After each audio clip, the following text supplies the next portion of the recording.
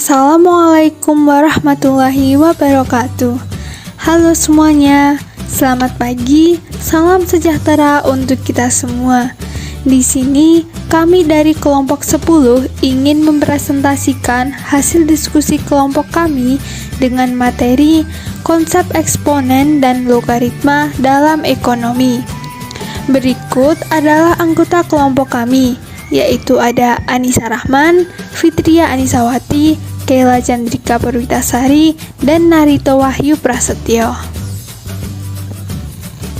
Pada bagian konsep eksponensial dan logaritma, ilmuwan pertama yaitu algoritma atau Muhammad bin Musa al-Khawarizmi. Beliau merupakan ilmuwan Islam yang lahir di Uzbekistan pada tahun 780 Masehi. Beliau juga dikenal sebagai Bapak Aljabar Dunia dengan buku pertamanya yang berisikan solusi sistematik dari linier dan notasi kuadrat.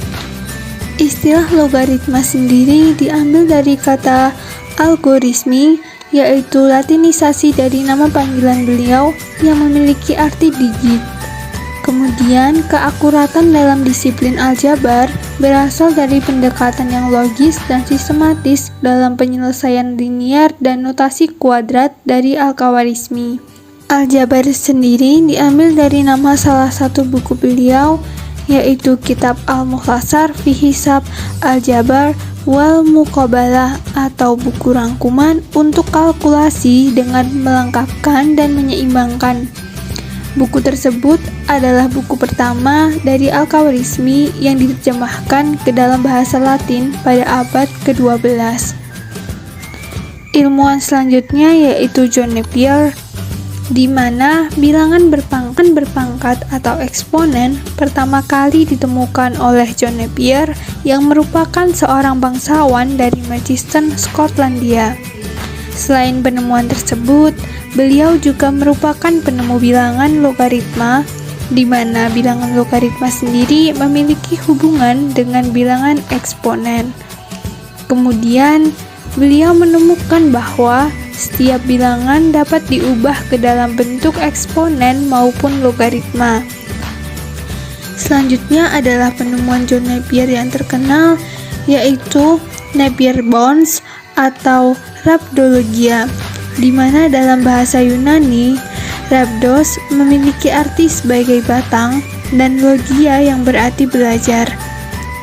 Rhabdologia sendiri merupakan suatu alat hitung sejenis abakus yang digunakan untuk melakukan hitungan baik perkalian maupun pembagian. Adapun konsep dasarnya yaitu penjumlahan untuk perkalian dan pengurangan untuk pembagian. Berikutnya adalah gambar dari tokoh dan penemuannya. Konsep dasar eksponensial dan logaritma. Selanjutnya yaitu pengertian eksponensial. Eksponensial sendiri yaitu pemetaan bilangan real x ke a dengan bentuk umum. Fx sama dengan ax, fx sama dengan fungsi x, a sama dengan basis bilangan berpangkat, a elemen bilangan real, x sama dengan pangkat, x adalah bilangan bulat positif. Lalu logaritma merupakan suatu inverse atau kebalikan dari pemangkatan eksponen yang digunakan untuk menentukan besar pangkat dari suatu bilangan pokok. Dengan mempelajari logaritma, kita dapat mencari besar pangkat dari suatu bilangan yang diketahui hasil pangkatnya.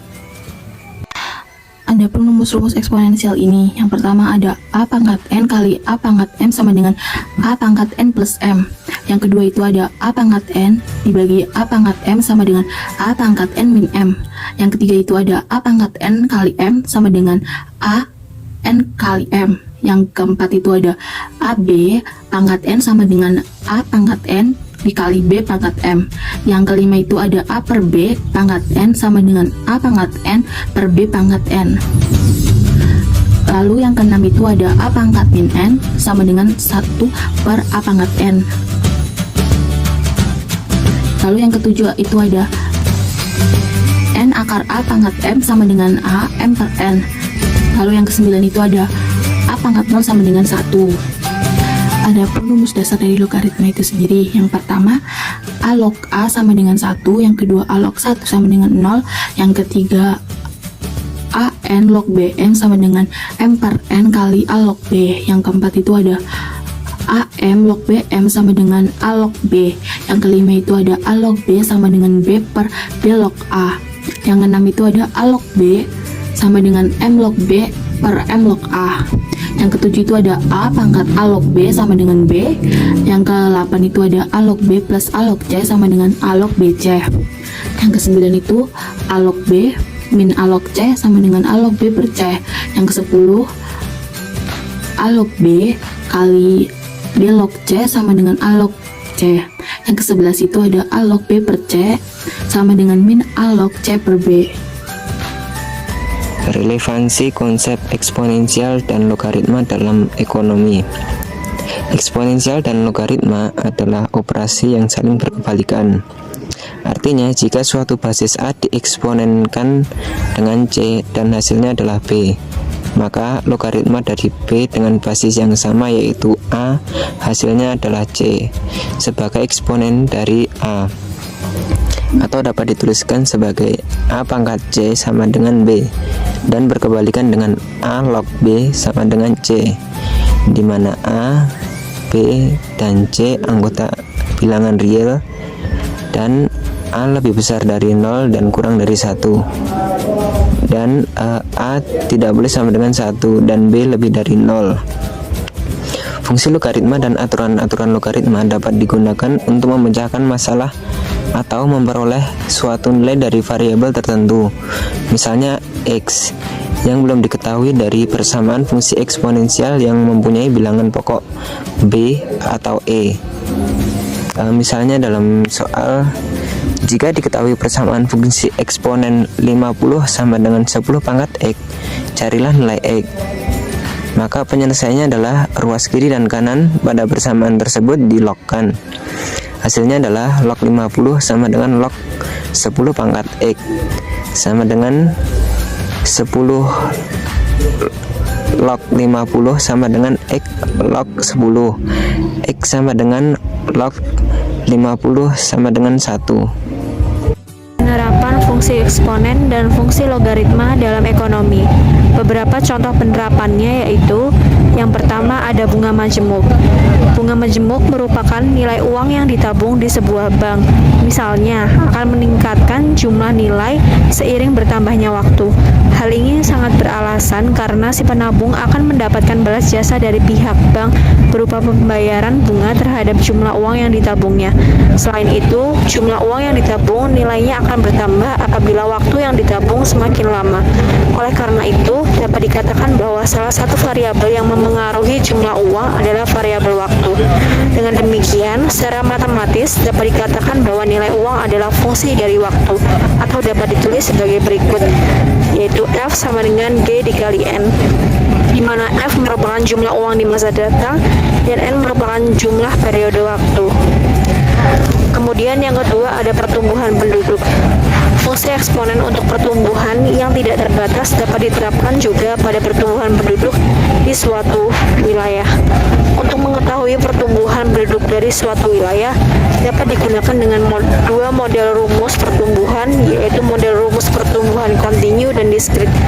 Model rumus pertumbuhan penduduk yang kontinu adalah PT sama dengan P1 dikali R pangkat T min 1, di mana R sama dengan 1 plus R. Kemudian contoh yang ketiga adalah kurva Gompertz. Para ekonom memanfaatkannya karena dipandang relevan untuk menggambarkan pola pertumbuhan beberapa variabel bisnis dan ekonomi tertentu. Fungsi ini menggambarkan perkembangan yang lambat waktu mulai tumbuh dan waktu mendekati asimptot batas pertumbuhan. Pada kurva eksponensial mengandung arti bahwa variabel terikat N dapat terus-menerus membesar tanpa batas maksimum seiring dengan perkembangan waktu.